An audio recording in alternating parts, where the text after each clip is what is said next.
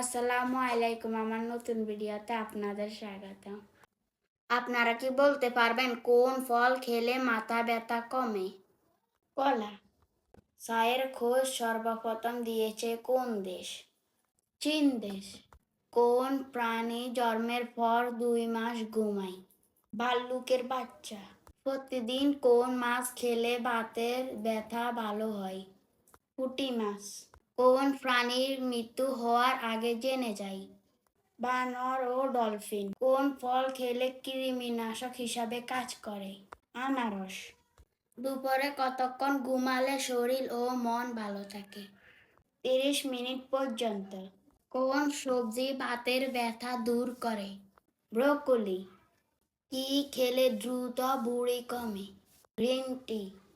আপনারা কি বলতে পারবেন কোন মশলা অনেকগুলো রোগের ওষুধ হিসাবে কাজ করে?